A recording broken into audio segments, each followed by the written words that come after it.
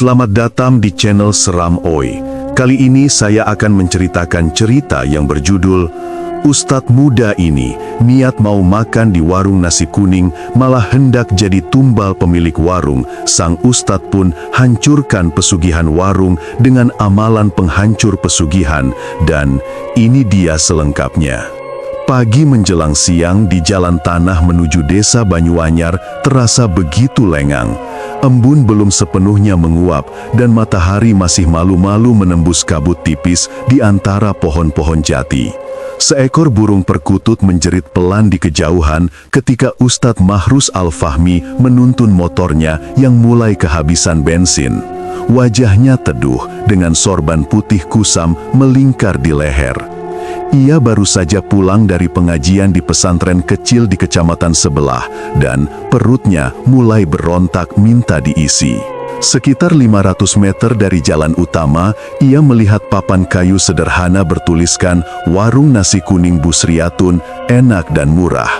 Tulisan itu sudah pudar, tapi di bawahnya tertempel beberapa foto pelanggan tersenyum lebar sambil memegang piring besar berisi nasi kuning dan ayam goreng.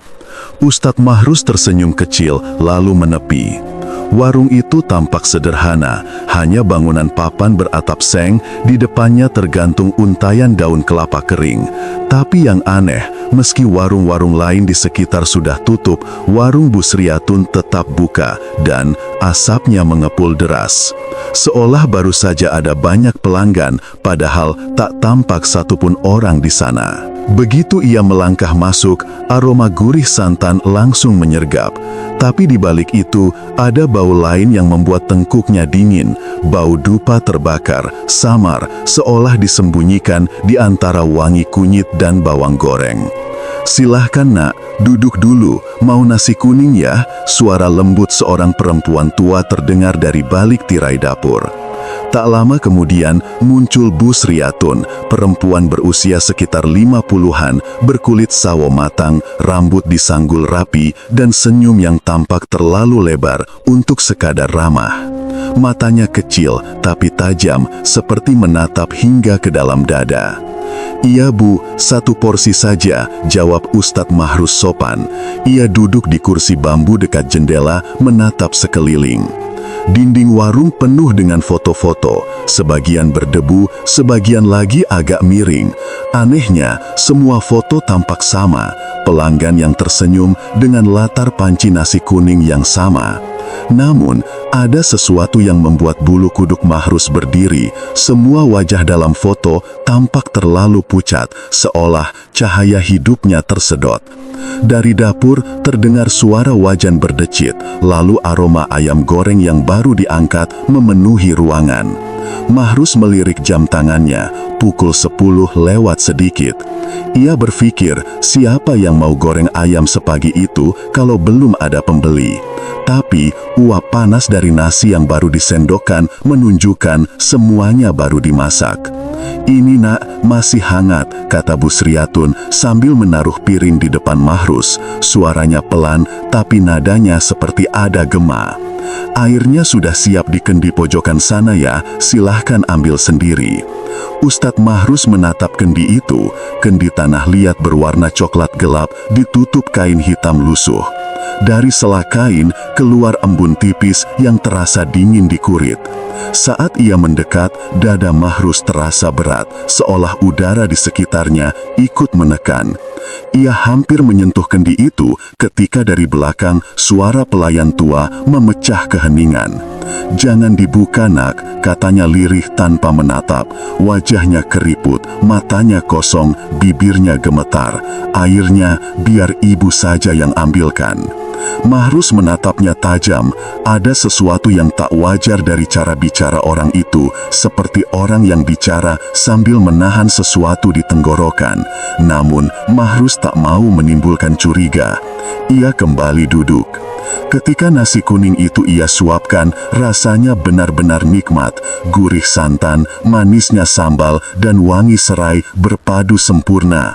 Tapi di sela suapan ketiga, ia merasakan sesuatu sesuatu yang lain, rasa getir yang bukan dari kunyit, melainkan seperti darah kering. Ia berhenti makan, memandang piringnya, namun tak ada apa-apa di sana.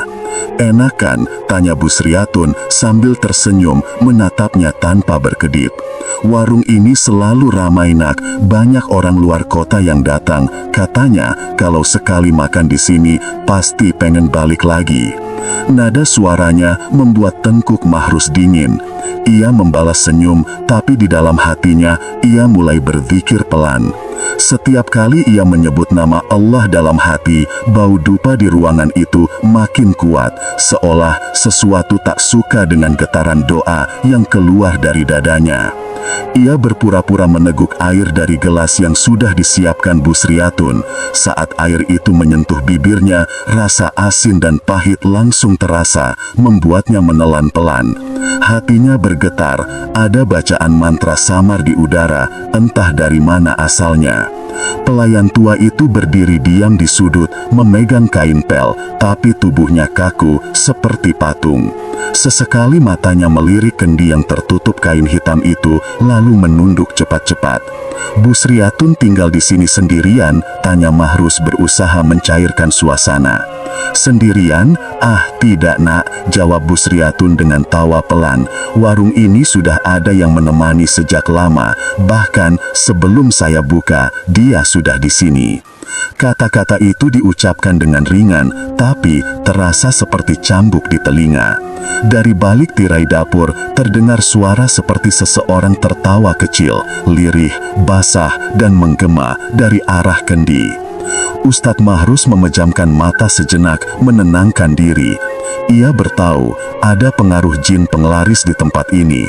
Ia merasakan hawa yang berlapis-lapis, dingin dan pekat, seperti ada banyak mata tak kasat mata mengintip dari sela-sela dinding papan. Sebelum pergi, ia menaruh uang di meja. "Nasi ibu enak, semoga berkah rezekinya." Busriatun tersenyum, tapi bibirnya bergerak perlahan membentuk kata-kata yang membuat darah Mahrus berdesir. "Berkah Yana, tentu saja, tentu, karena setiap yang datang ke sini meninggalkan sesuatu yang berharga." Ustadz Mahrus berpamitan dengan sopan, melangkah keluar tanpa menoleh lagi. Tapi begitu ia menyalakan motor, pandangannya sekilas menangkap bayangan wajah-wajah pucat di jendela warung, menatapnya pergi dalam diam. Angin berhembus kencang, membawa aroma nasi kuning bercampur bau dupa. Di kejauhan, suara azan zuhur mulai terdengar. Namun, di balik itu, terdengar samar, seperti seseorang berbisik dari arah warung, "Datanglah lagi, nak Mahrus, makanlah sampai kenyang." Dan di sudut meja warung, kendi yang ditutup kain hitam itu bergetar pelan, mengeluarkan bunyi seperti tarikan nafas yang tertahan. Siang itu matahari memantul di atas genting, membuat jalan tanah di depan warung Busriatun tampak berkilau. Ustadz Mahrus duduk di bangku kayu di bawah pohon asam sambil menyeruput teh hangat dari gelas kaleng. Ia sengaja kembali ke tempat itu, bukan karena lapar, melainkan karena rasa penasaran yang belum terjawab sejak kunjungan paginya. Motor-motor ojek bersandar di bawah pohon rindang, dan di antara para tukang ojek yang sedang ngobrol, seorang pria berusia 40-an dengan topi lusuh dan sarung disampirkan di leher menatapnya. Pria itu memperkenalkan diri, Pak Darto, tukang ojek yang sudah bertahun-tahun mangkal di sekitar Jalan Banyu Anyar.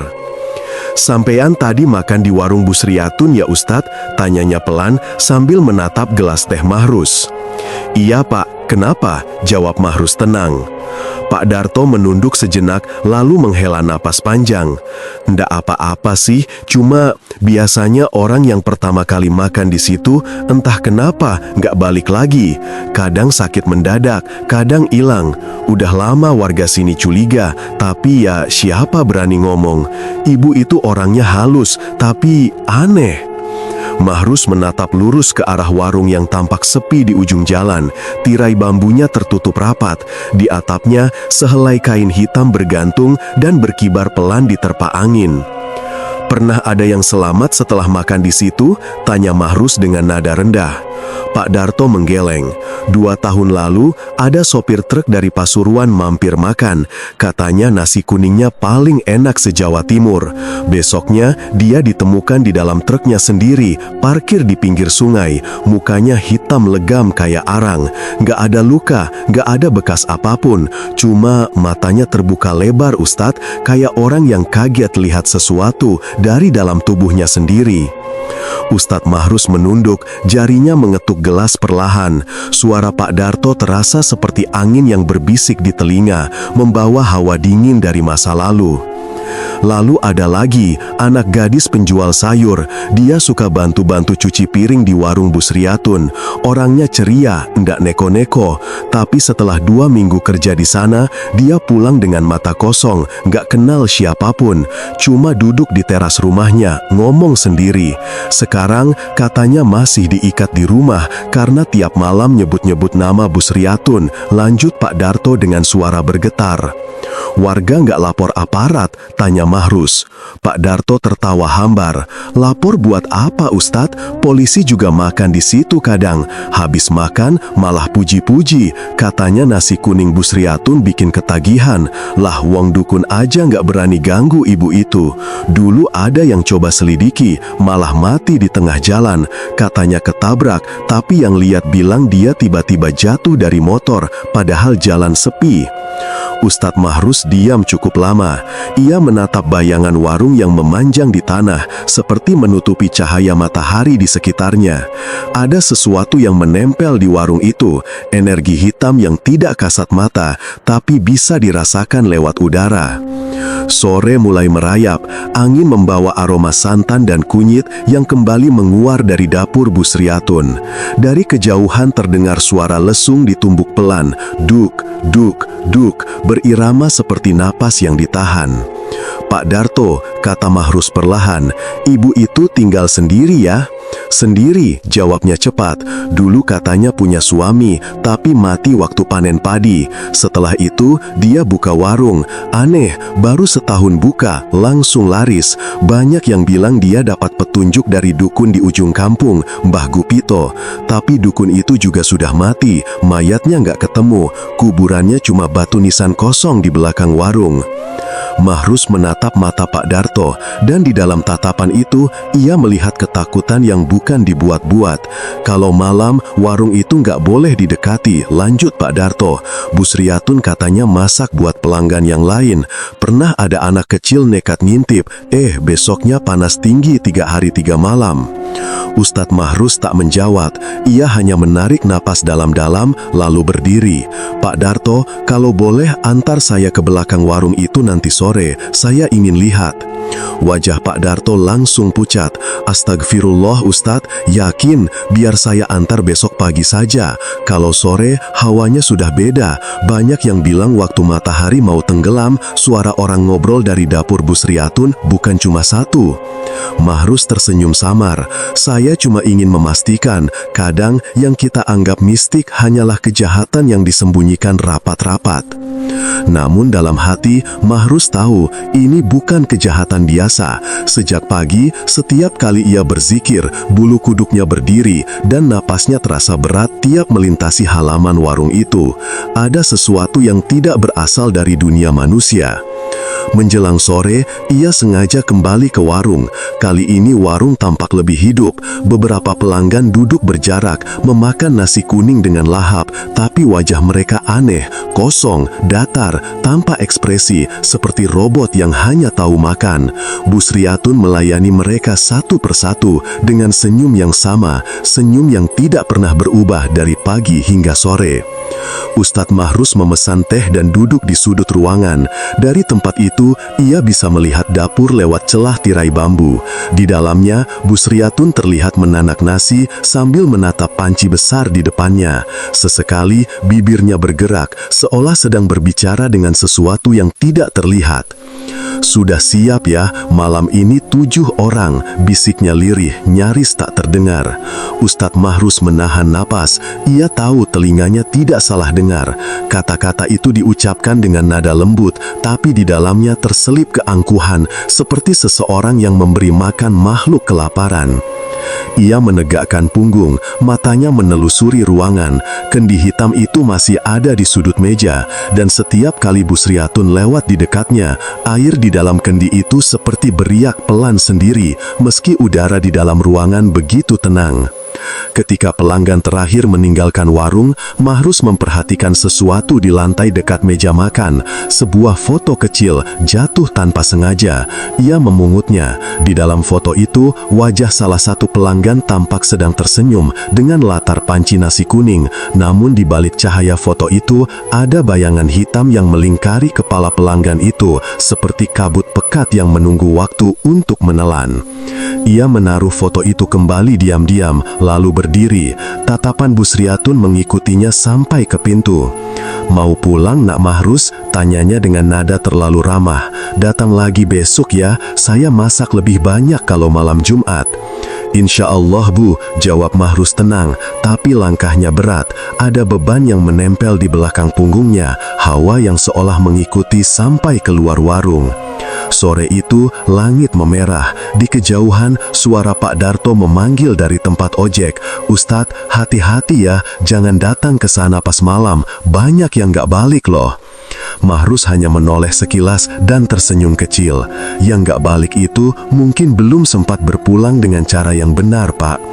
Di dalam hatinya, Mahrus tahu satu hal, pesugihan yang memakan manusia bukanlah kisah lama yang mati bersama dukun tua. Ia masih hidup, bersembunyi di balik aroma nasi kuning dan senyum ramah seorang perempuan tua.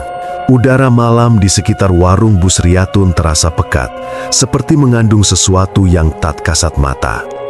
Angin sepoi yang biasanya menenangkan, kini membawa aroma getir darah dan santan basi. Ustadz Mahrus berjalan perlahan menuju musola kecil di seberang jalan, menunaikan sholat Isya dengan hati yang gelisah. Sujudnya malam itu terasa berat. Setiap kali keningnya menyentuh sajadah, ada bisikan halus di telinganya, seperti suara perempuan tua yang memanggil namanya dengan nada samar. "Mahrus, jangan ikut campur." Ia menegakkan kepala, tapi musola kosong, hanya lampu minyak yang bergoyang tertiup angin. Ia menarik napas panjang, menenangkan diri. Setelah salam terakhir, ia memutuskan kembali ke warung. Tapi saat melangkah, kakinya terhenti. Dari arah dapur warung yang setengah tertutup tirai bambu, terdengar suara lirih, bukan suara manusia biasa. Lebih mirip kidung atau doa kuno yang dibisikkan pelan-pelan. Bahasanya aneh, tak ada satupun kata yang mirip bahasa Arab. Tapi Mahrus yang paham sedikit bahasa Jawa kuno dari kitab lama pesantren menangkap satu frasa. "Selamat saking panggih, jiwane kanggo panguripan." Selamat dari kemiskinan, jiwanya jadi penebus kehidupan. Bulu kuduknya berdiri. Ia merapat ke dinding kayu warung, mencari celah kecil di antara papan yang retak. Dari celah itu, tampak pemandangan yang membuatnya tercekat. Busriatun duduk di lantai dapur, menghadap sebuah kendi besar berwarna coklat tua. Kendi itu sama persis dengan yang tadi siang ia lihat di sudut meja, yang ditutup kain hitam. Kini kain itu tersingkap, dan dari mulut kendi mengepul asap tipis, berbau amis seperti darah segar. Di sampingnya, seekor ayam hitam tergantung terbalik, lehernya sudah disayat. Darahnya ditampung dalam mangkuk, lalu perlahan dituangkan ke dalam kendi. Mahrus menahan napas ketika Busriatun mulai melantunkan mantra dengan suara berat. "Darah kanggo tumbas, jiwa kanggo urip, seje nyawa seje rejeki." Tangannya gemetar, dari dalam kendi muncul bayangan samar, wajah seorang lelaki muda, matanya terbuka lebar, mulutnya bergetar seperti ingin berteriak, tapi tanpa suara. Lalu muncul wajah lain dan lain lagi. Beberapa wajah tampak ia kenali. Salah satunya adalah wajah sopir ojek yang sempat mampir siang tadi untuk membeli teh panas, Pak Darto. Wajahnya memucat, matanya kosong, seolah tenggelam dalam genangan hitam di dalam kendi. Tubuh Mahrus seketika lemas. Ia tahu persis jenis pesugihan ini. Dulu, gurunya di pesantren pernah menyebutnya dalam kajian ilmu hikmah hitam, pesugihan penukar jiwa. Ilmu yang mengikat rezeki dengan jiwa manusia lain. Si pelaku akan makmur dan panjang umur, tapi setiap pengunjung yang meminum air di tempatnya akan kehilangan sebagian ruhnya, sedikit demi sedikit sampai tubuhnya hancur atau pikirannya hilang. Kendi itu rupanya menjadi wadah penampung jiwa-jiwa tumbal. Air yang disajikan di warung bukan air biasa. Ia adalah medium pemanggil roh, tempat di mana ruh korban disimpan dan dijual kepada entitas goib penukar nasib. Mahrus menutup mulutnya rapat agar tak bersuara. Matanya tetap menatap dari celah itu. Ia melihat Busriatun menatap ke kendi sambil tersenyum, senyum yang tak lagi seperti manusia. Bola matanya seolah redup, pupil dan memanjang seperti mata kucing di kegelapan. Dari dalam kendi muncul tangan kecil berwarna keabu-abuan seolah ingin keluar, tapi Busriatun menepuk permukaannya dan tangan itu lenyap. "Tenang, Le, kau sudah cukup memberi makan untuk warung ini," gumamnya pelan. "Besok pasti ramai lagi." Mahrus memejamkan mata, membaca ayat kursi dalam hati. Tapi aneh, setiap kali ia sampai di penghujung ayat, tubuhnya terasa berat, bibirnya kaku, dan suara lirih dari kendi itu seperti menirukan bacaannya, menyambung ayat itu dengan nada mengejek. "Wala ya'udzuhu hifdzuhuma. Nanging kowe ora bisa nyelametne sopo wae." Suara itu halus tapi tajam, membuat darahnya berdesir. Ia mundur pelan, menatap langit yang mendung. Tak ada bintang, tak ada cahaya, hanya kabut tipis yang menggantung di sekitar warung. Dari balik tirai bambu, Busriatun tiba-tiba berdiri, menoleh ke arah jendela. Tatapannya tajam, seolah tahu ada yang mengintai. Mahrus buru-buru mundur dan bersembunyi di belakang pohon pisang di belakang warung. Napasnya terengah. Ia tahu malam ini bukan waktu yang tepat untuk menantangnya. Namun hatinya sudah mantap, warung ini harus dihentikan. Besok ia akan mencari asal ilmu itu, siapa yang memberi Busriatun kekuatan ini. Karena di balik semua ini pasti ada dukun penuntun yang mengikat perjanjian dengan setan penukar jiwa. Sebelum meninggalkan tempat itu, Mahrus menatap kembali ke arah warung. Tirai sudah tertutup rapat, tapi dari dalam masih terdengar suara lirih seperti orang meratap. "Kembalikan airku, tolong." Suara itu bukan dari satu orang, tapi dari banyak orang, puluhan, bahkan ratusan. Suara mereka tumpang tindih, datang dari kendi, dari dinding, dari tanah di bawah warung itu. Mahrus menunduk, lalu melangkah perlahan menjauh. Setiap langkahnya diiringi bisikan, "Giliranmu, nanti giliranmu." Ia tidak menoleh lagi, tapi malam itu sebelum hilang di tikungan jalan menuju pesantren, ia sempat melihat dari kejauhan. Kendi di dalam warung itu memancarkan cahaya merah samar seperti bara neraka yang menunggu nyala berikutnya. Dan di dalam bara itu, Mahrus tahu wajahnya sendiri sudah mulai tampak di permukaannya. Matahari baru setengah naik, tapi hawa dingin masih menggantung di jalan setapak menuju rumah Pak Darto. Embun menempel di ujung daun pisang dan kabut tipis menggantung di kebun singkong yang dilewati Ustadz Mahrus. Ia berjalan perlahan, dengan sorban tersampir di pundak dan wajah menunduk, seperti tengah memikirkan sesuatu yang berat. Malam tadi terlalu banyak kejanggalan yang dilihatnya di warung Busriatun. Dan pagi ini, ia berniat mencari akar dari semua itu. Rumah Pak Darto terletak di tepi desa, di antara pohon randu dan rumpun bambu yang sudah tua. Di teras, Pak Darto sedang duduk sambil memegang rokok kretek yang tinggal separuh. Wajahnya kusut dengan mata cekung seperti tak tidur semalaman. Begitu melihat Mahrus datang, ia berdiri, menyambut dengan wajah campur takut. "Loh, Ustadz Mahrus, kok pagi-pagi kemari?" tanyanya pelan. "Aku mau tanya sesuatu toh," jawab Mahrus, "tentang warung Busriatun." Suara jangkrik yang masih tersisa dari malam tadi mendadak hilang. Hening panjang meliputi mereka berdua. Pak Darto menatap ke halaman, memastikan tak ada orang lain mendengar. Ia memadamkan rokoknya di dinding bambu, lalu berbisik, "Ustadz, jenengan hati-hati, jangan sembarangan sebut nama itu." Mahrus duduk di bangku kayu di depan rumah. "Aku tahu ada yang tidak wajar di warung itu. Semalam aku melihat sesuatu di dapur tentang kendi hitam itu." Mendengar itu, wajah Pak Darto berubah pucat. Ia menelan ludah, lalu memanggil dua orang tua yang kebetulan melintas di jalan, Pak Kasman dan Bu Warti. Keduanya sudah beruban, langkahnya lambat, tapi matanya masih tajam. Mereka ikut duduk, dan suasana menjadi berat. Lalu pelan-pelan, Pak Kasman membuka cerita yang selama ini disembunyikan warga. "Ustadz, dulu waktu Busriatun masih gadis, dia hidup miskin. Suaminya meninggal muda, anaknya sakit-sakitan. Sampai akhirnya dia datang ke Mbah Gupito, dukun dari seberang sungai yang terkenal bisa menggandakan rezeki.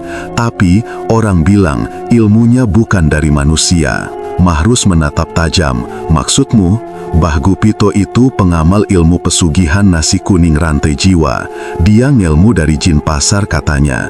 Syaratnya gampang tapi kejam. Setiap 7 pelanggan yang makan di malam Jumat, 1 di antaranya harus jadi tumbal kenyang.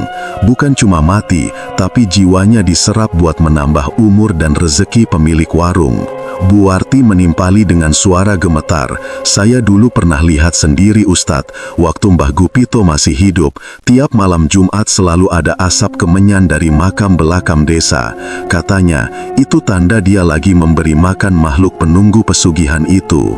Mahrus mengeringit, "Dan setelah Mbah Gupito meninggal, pesugihan itu nggak putus," jawab Pak Kasman. "Rohnya belum tenang, masih menjaga ilmu itu, supaya tetap hidup. Busriatun cuma meneruskan, makanya warungnya nggak pernah sepi." Mahrus terdiam lama.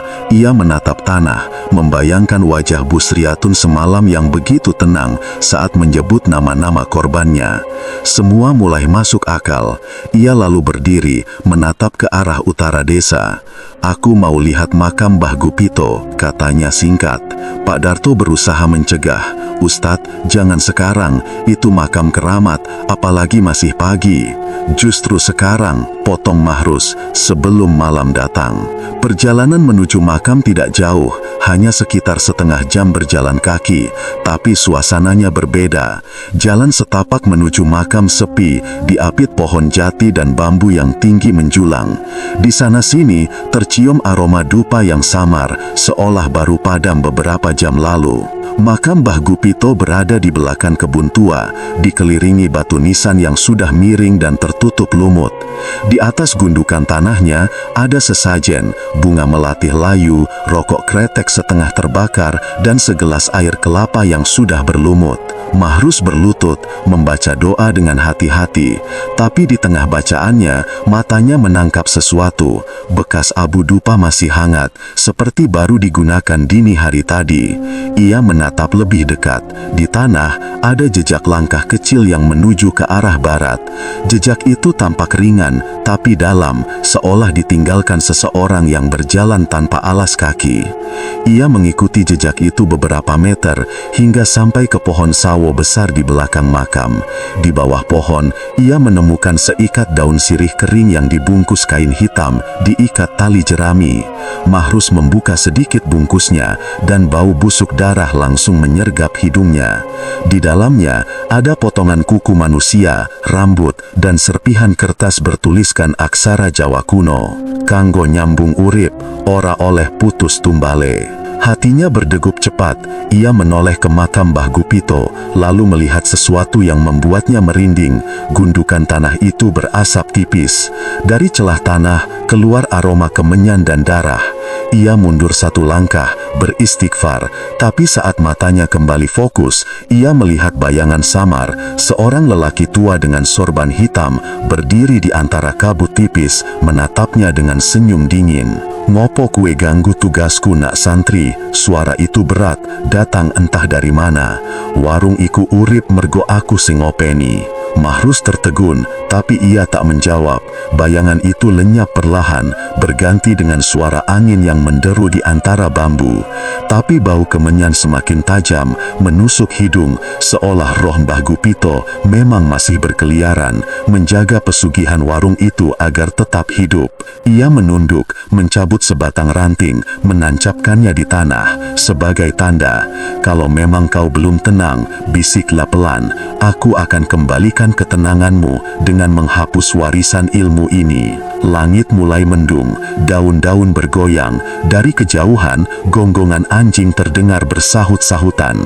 Mahrus menatap sekali lagi ke arah makam yang kini berasap tipis, lalu melangkah pergi.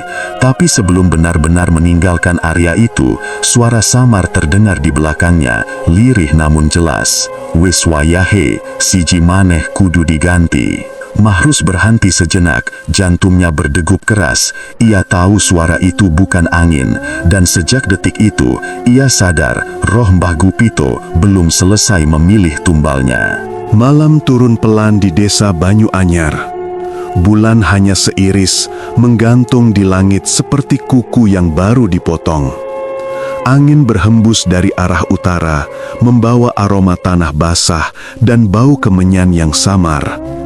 Di ujung jalan sepi, satu-satunya tempat yang masih menyala hanyalah warung nasi kuning Bu Sriatun.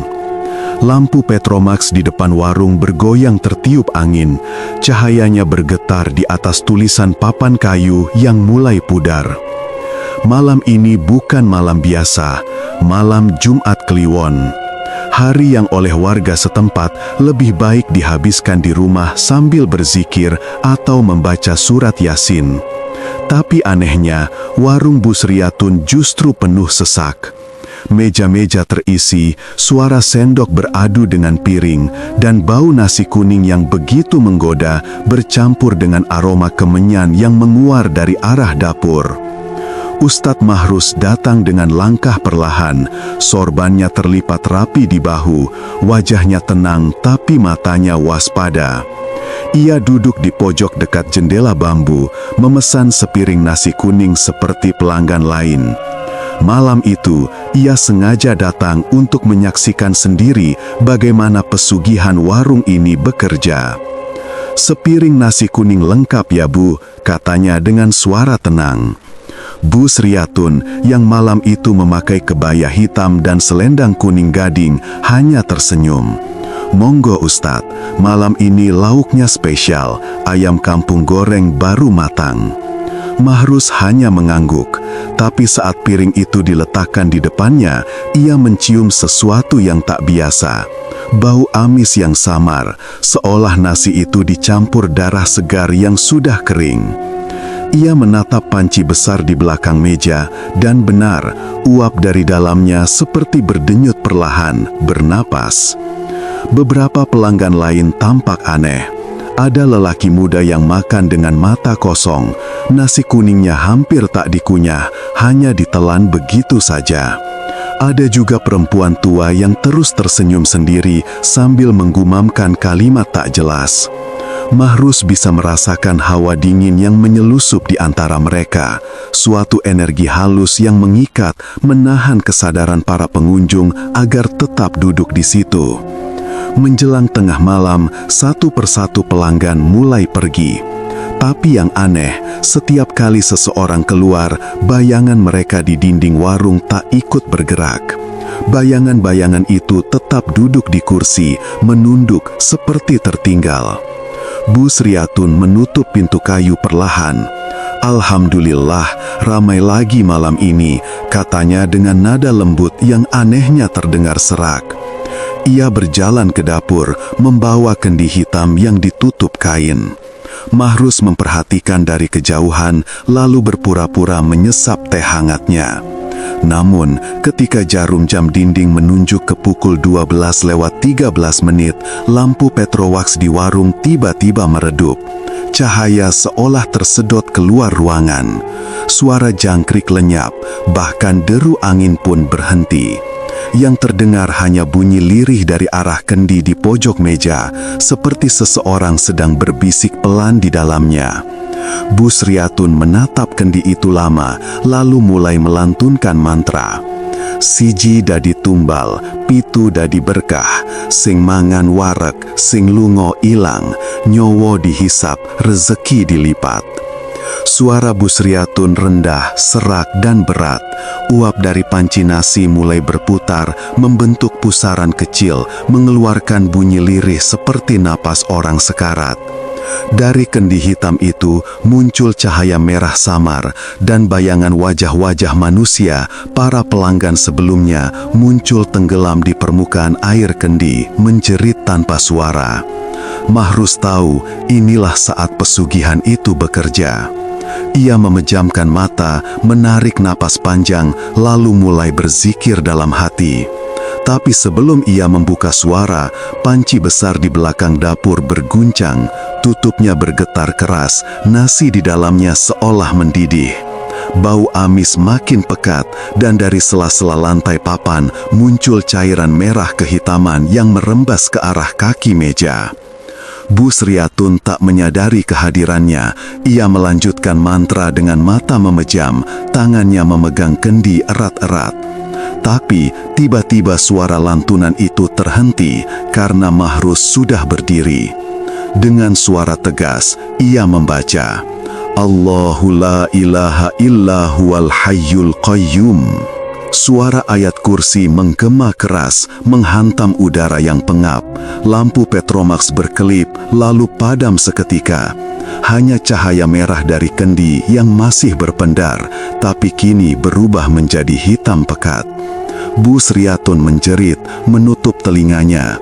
Jangan Ustadz, sampean gak tahu apa yang jenengan lawan. Mahrus tak berhenti, ia teruskan zikirnya, menambah dengan amalan khusus penghancur pesugihan yang diajarkan gurunya dari pesantren Al-Barokah. Suara itu seperti guntur di dalam ruangan sempit, membuat kaca-kaca pecah dan meja bergeser sendiri. Bu Sriatun jerit lagi, berhenti Ustadz, sampean bakal mateni aku juga. Mahrus menatapnya dengan dingin, yang akan mati bukan kau Bu, tapi keserakahanmu. Ia menutup matanya, mengucap zikir terakhir. Suara seperti guntur memecah langit, dan kendi hitam itu retak, lalu pecah berkeliping. Asap hitam yang keluar dari dalamnya menjerit panjang, suara Mbah Gupito yang tertelan oleh ayat-ayat suci. Warung itu berguncang, lalu sunyi. Lampu padam total, hanya tersisa aroma kemenyan yang terbakar habis. Mahrus berdiri di tengah reruntuhan meja, tubuhnya gemetar, tapi wajahnya tetap tenang. Ia menatap Bu Sriatun yang kini terduduk lemas di lantai, menatap kendi yang pecah di hadapannya. Dari mata perempuan itu menetes air, tapi bukan tangis manusia biasa. Air itu berwarna hitam, menetes satu-satu ke lantai. Di luar, ayam berkokok dini hari, dan di kejauhan, azan subuh mulai terdengar samar. Namun di dalam warung itu, hawa dingin belum pergi sepenuhnya. Karena meski pesugihan mulai hancur, sesuatu di antara bayangan dinding masih menatap Ustadz Mahrus, menunggu, marah, dan belum benar-benar lenyap. Angin malam berhembus dari arah sawah, membawa bau tanah basah dan kemenyan yang belum padam. Di dalam warung Bu Sriatun, suasana kacau tak karuan. Api dari dupa menari liar, meja-meja bergeser seperti diseret kekuatan tak terlihat, dan kendi besar di sudut ruangan terus bergetar hebat, seolah ada makhluk yang ingin keluar dari dalamnya. Bu Sriatun menjerit histeris, tubuhnya bergetar hebat. Matanya melotot, pupilnya berubah gelap seperti bara yang mati. Ustadz Mahrus berdiri tegak di hadapannya, dengan wajah tegang tapi penuh keteguhan. Sorban di pundaknya berkibar ringan tertiup angin yang muncul entah dari mana. Ia tahu malam ini bukan sekedar gangguan makhluk halus biasa. Ini adalah pertempuran antara perjanjian gelap dan doa yang murni. Busriatun menjerit histeris, tubuhnya bergetar hebat. Matanya melotot, pupilnya berubah gelap seperti bara yang mati. Ustadz Mahrus berdiri tegak di hadapannya, dengan wajah tegang tapi penuh keteguhan.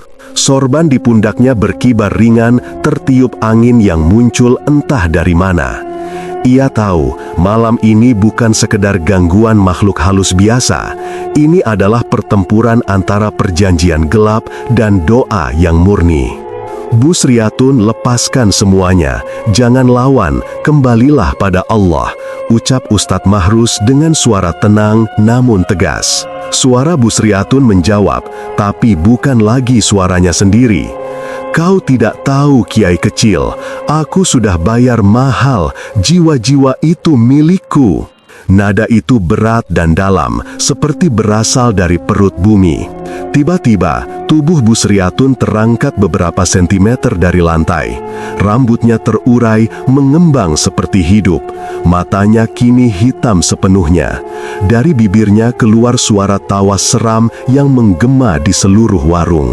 Ustadz Mahrus segera menunduk, meletakkan telapak tangannya ke lantai, lalu mulai melantunkan zikir penghancur pesugihan, amalan yang dulu diajarkan gurunya di pondok terpencil di lereng Muria. Zikir itu tidak panjang, tapi berat. Setiap suku katanya mengandung makna pemutus ikatan antara manusia dan makhluk jin. Allahu la ilaha illa huwal hayyul qayyum. Suara itu bergema kuat, menggetarkan udara. Lampu minyak di dinding padam dengan sendirinya, dan ruangan diterangi hanya oleh api dupa yang kini berubah warna menjadi biru kehijauan. Kendi di sudut warung mulai retak, dari sela-selanya keluar asap hitam tebal. Asap itu berputar, lalu membentuk wujud menyerupai seseorang lelaki tua dengan sorban lusuh dan wajah keriput penuh luka bakar. Dialah Bah Gupito, sosok yang dikenal di kalangan dukun pesugihan sebagai penuntun tumbal dan penjaga penglaris. Berani kau ganggu perjanjian ini, Mahrus? Suara itu menggelegar, menggema dari segala arah. Perempuan ini telah menyerahkan diri dan darahnya padaku. Ustadz Mahrus tidak mundur. Ia mengangkat tangannya, jemarinya bergetar halus, lalu melanjutkan bacaan zikir dengan penuh khusyuk. Hasbiyallahu la ilaha illahu, alaihi tawakkaltu, wa huwa rabbul arsyil azim. Setiap kali ayat itu keluar, kendi yang retak semakin pecah, dan sosok Bah Gupito tampak mengecil sedikit demi sedikit. Suara denting seperti besi terbakar terdengar dari bawah lantai, seolah rantai tak kasat mata sedang meleleh. Busriatun berteriak kesakitan, tubuhnya melengkung kaku di udara, kedua tangannya mencakar kosong. "Jangan, Bah, jangan tinggalkan aku," jeritnya. Tapi roh Bah Gupito justru tertawa getir. "Kau hanya alat, Sriatun, tubuhmu hanyalah wadah sementara. Aku akan mencari yang lain jika kau musnah." Mahrus menatap keduanya dengan pandangan iba, tapi tak berhenti berzikir. Air matanya jatuh bukan karena takut, tapi karena rasa iba kepada perempuan yang telah menjerat dirinya sendiri dalam jerat pesugihan. Bacaan zikir makin keras, ritmenya makin cepat, seolah mengikuti degup jantung yang memuncak. Kendi itu akhirnya meledak, pecah berkeping-keping, menghamburkan serpihan tanah liat dan asap hitam yang menjerit keluar. Suara tangisan terdengar dari dalam asap itu, ratusan, mungkin ribuan. Suara-suara mereka terdengar seperti jiwa-jiwa yang lama terkurung di dunia antara. "Maafkan kami, tolong lepaskan," begitu lirih bisikan yang memenuhi ruangan. Ustadz Mahrus terus membaca doa, suaranya bergema menembus kabut gaib itu. Dan satu persatu, suara tangisan itu mereda, berubah menjadi lirih syahdu, seperti zikir orang-orang yang akhirnya menemukan jalan pulang. Busriatun terjatuh ke lantai dengan keras, tubuhnya kaku, matanya kosong menatap langit-langit. Api dupa tiba-tiba menjilat meja-meja kayu. Asap hitam berubah menjadi api merah yang menjalar cepat ke seluruh sudut warung. Mahrus tersadar dan segera menarik tubuh Busriatun menjauh, berusaha membawanya keluar. Namun langkahnya terhenti ketika ia melihat di tengah kobaran api itu sosok Mbah Gupito masih berdiri. Wajahnya hangus, tapi matanya menatap penuh dendam. "Aku belum selesai denganmu, Mahrus." Suara itu seperti desis ular yang panjang. Ustadz Mahrus menatapnya tanpa gentar. "Yang kau miliki hanyalah janji palsu. Allah pemilik segalanya, bukan kau." Ia lalu mengangkat tangannya tinggi-tinggi dan membaca satu ayat terakhir yang diajarkan oleh gurunya, zikir pemutus sihir, tanah dan api. Ayat itu bergema seperti halilintar. "Fa subhanallahilladzi biyadihi malakutu kulli syai'in wa ilaihi turja'un." Ledakan cahaya putih menyambar seketika. Api yang tadinya berkobar padam dalam sekejap, meninggalkan bau arang dan dupa terbakar. Kendi telah musnah, meja-meja hancur, dan tubuh Busriatun terkulai lemah di pelukan Ustadz Mahrus. Ia menatap wajah perempuan itu yang kini tampak tenang, tanpa amarah dan tanpa roh asing di balik matanya. Di luar, ayam jantan mulai berkokok. Fajar hampir tiba. Langit masih gelap, tapi suara azan pertama dari surau kecil di ujung jalan sudah terdengar lirih. Mahrus menatap ke arah itu, menarik napas panjang dan berbisik. Satu lagi ikatan terputus, tapi dosa yang ditinggalkan biarlah Allah yang menghapusnya. Warung Busriatun kini hanya tersisa arang dan abu, tapi malam itu pesugihan yang telah menelan banyak nyawa akhirnya lenyap bersama zikir yang menembus batas dunia gaib. Kabut pagi menutupi jalan tanah menuju warung Busriatun. Udara terasa lembab, dingin, dan hening. Hanya suara ayam jantan dari kejauhan yang memecah sunyi, disusul lolongan anjing yang entah kenapa tak berhenti sejak fajar. Beberapa warga mulai berdatangan dengan langkah hati-hati. Mereka tertegun di depan bangunan yang semalam masih ramai, namun kini tinggal puing hitam dan sisa tiang kayu yang hangus separuh. "Ya Allah, iki warunge Sriatun," bisik Pak Darto, tukang ojek yang pertama tiba. Wajahnya pucat, matanya bergetar saat menatap ke arah puing. "Padahal semalam aku masih lewat sini, lampunya isi nyala." Tak ada api, tak ada asap. Aneh, karena meski warung itu tampak terbakar, tidak ada bau gosong sama sekali. Justru yang tercium adalah aroma nasi kuning, hangat, gurih, dan samar disertai wangi dupa yang menempel di udara. Aroma itu seperti datang dari masa lalu, dari dapur yang dulu sering mereka datangi untuk sarapan pagi. Beberapa ibu-ibu yang ikut datang menutup hidungnya. "Kok iso yo, kobong tapi ora ambune gosong?" tanya Bu Yati lirih. "Kayak wangi sesajen." Warga makin bergidik ketika melihat pemandangan di tengah puing itu. Di depan panci besar yang hangus, duduk sosok Busriatun. Ia bersimpuh di tanah, tangannya terlipat di pangkuan, matanya terbuka lebar menatap kosong ke arah langit. Bibirnya membeku dalam bentuk setengah senyum, seolah hendak berkata sesuatu, tapi tak pernah selesai. "Ya Gusti, matane buka, tapi ora gerak," seru Pak Darto melangkah mundur dengan wajah pucat pasi. Tak ada darah, tak ada luka bakar, hanya kulit yang kering seperti orang kehabisan tenaga hidup. Di depannya, panci besar itu telah retak, namun anehnya masih mengeluarkan aroma nasi kuning yang baru matang. Di tepinya ada butiran kuning yang masih lembut, seolah nasi itu baru saja ditanak beberapa menit lalu. Beberapa warga mulai berbisik, menuduh macam-macam. Ada yang bilang Busriatun mati karena kesambet. Ada yang bilang ia menjadi tumbal sendiri dari pesugihan yang gagal. Namun tak ada yang berani mendekat terlalu dekat, karena setiap langkah mendekati jasadnya, hawa panas seperti bara terasa dari tanah. Di saat warga masih tertegun di depan warung, Ustadz Mahrus duduk sendirian di surau kecil tak jauh dari situ. Sajadahnya basah oleh air wudhu yang menetes dari jenggotnya. Matanya sayu, wajahnya tenang tapi berat. Zikir lembut keluar dari bibirnya, diulang-ulang tanpa jeda. Allahu Ghafurur Rahim, Astaghfirullahaladzim. Ia memejamkan mata mengenang semalam. Bayangan suara jeritan Busriyatun, pecahnya kendi, dan suara ratusan jiwa yang menangis dari dalam asap masih jelas dalam ingatannya. Ia tahu penglaris itu telah hancur, pesugihan telah lenyap, namun dosa keserakahan manusia tidak serta-merta ikut hilang. Manusia yang lapar dunia akan terus mencari jalan pintas, gumamnya lirih. Bahkan jika jalan itu menuju ke neraka. Beberapa santri kecil dari surau menghampiri. Mereka mendengar kabar dari warga.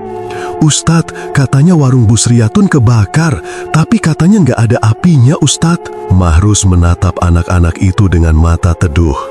Api dunia bisa padam nak, katanya pelan, tapi api yang lahir dari dosa tidak selalu meninggalkan asap. Kadang hanya meninggalkan wangi yang menipu.